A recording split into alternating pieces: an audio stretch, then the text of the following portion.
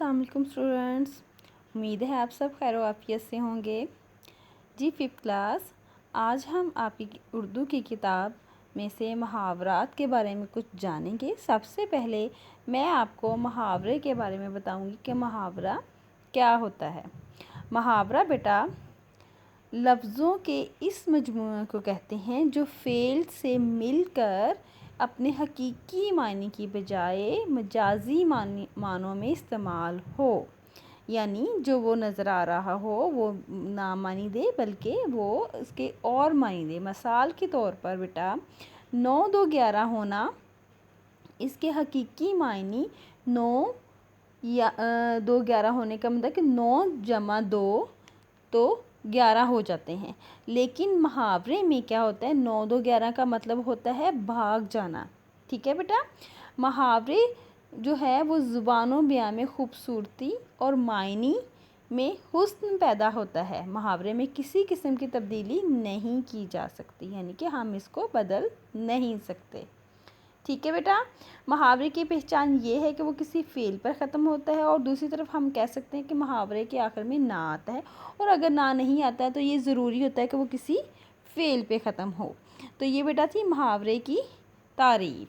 जी बच्चों, आज हम शुरू करते हैं नए अल्फाज व मुहावरात के मानी। ये आपकी किताब खामोश मौसन की एक्सरसाइज है बेटा। तो हम अल्फाज व मुहावरात के मानी करेंगे। मुहावरात का तो मैंने आपको मीनिंग बता दिया था ना। ठीक है, अब हम शुरू करते हैं इसके मायनी।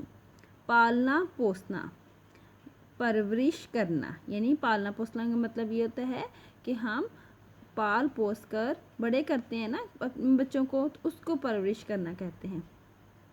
आपने बेटा इनको अल्फाज मुहावरात को जुमलों में इस्तेमाल करने हैं। ठीक है, पालना पोसना यानी बुढ़िया ने पाल पोस कर अपने बेटे को जवान किया। ठीक है, आगे गुज़र बसर करना, गुजारा करना।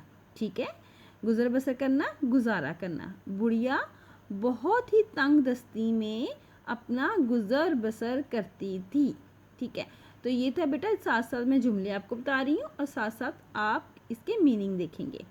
माहीगिरी, आपने रीडिंग में देखा ना कि अल्लाह दीनू भी माहीगिरी जानता था, यानी मछलियाँ पकड़ना। तो इसका क्या मतलब है, मछलियाँ पकड़ना। तो इसका जुमला ये हो जाएगा, अल्लाह दीनू भी माहीगिरी जानता था।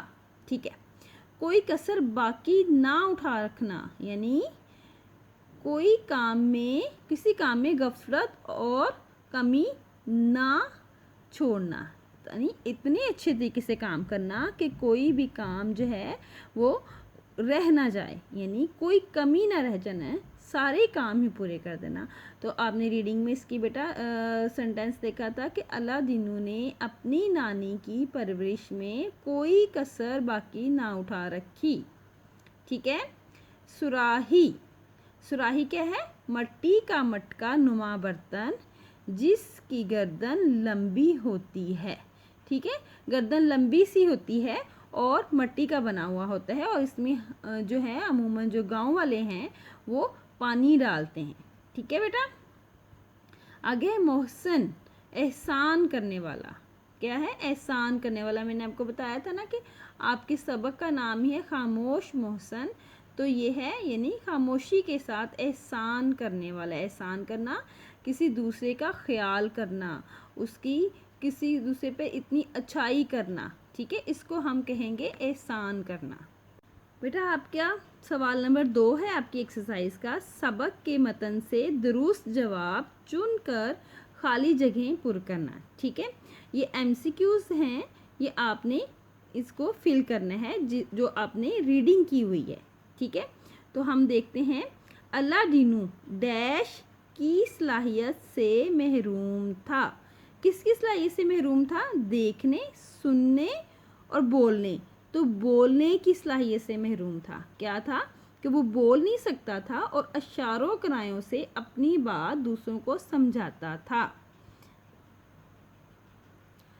अल्लाह दीनू को उसकी डैश ने पाला। तो किसने पाला था, माँ ने, नानी ने, उस और दादी ने। तो उसकी नानी ने पाला था। ठीक है, उसकी बूढ़ी नानी थी। ठीक है। अल्लाह दीनू पेशे के लिहाज से डैश था, क्या था?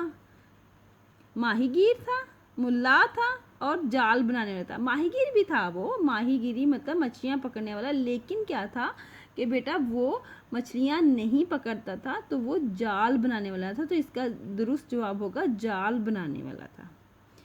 इसके बाद है अल्लाह दीनू का डैश गांव वालों के लिए रहमत बन गया, क्या? पहला है जाल बुनना, ऊंची चट्टान पर घर होना और तीसरा चीखना चलाना। चीख चला तो वो नहीं सकता था क्योंकि वो बोलने की सलाहियत से महरूम था।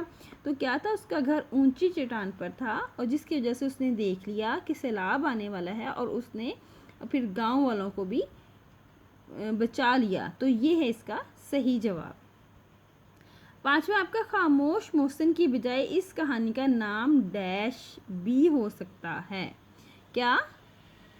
अल्लाह दीनू की समझदारी, नानी की बीमारी या सैलाब की तबाही। तो बेटा सैलाब की तबाही तो नहीं ना हो सकता, ठीक है, वो तो लोग जो है अपनी जान बचा लिया था लोगों ने, तो नानी की बीमारी भी नहीं होगा क्योंकि इतनी खास बात नहीं थी। तो क्या होगा, अल्लाह दीनू की समझदारी, यानी खामोश मुस्लिम के बाद इसकी जो दूसरा टॉपिक हो सकता है अल्लाह दीनू की समझदारी हो सकता है, क्योंकि उसने अपनी अक्लमंदी से अपनी जान भी बचाई और अपने गांव वालों की भी जान बचाई। तो बेटा ये थे आपके 2 सवाल, नए अल्फाज और मुहावरात के मायनी और खाली जगह पुर करें। ये आपने अच्छे से याद करना है। मुझे उम्मीद है आपको बहुत अच्छे से समझ आ गई होगी। अल्लाह हाफिज़।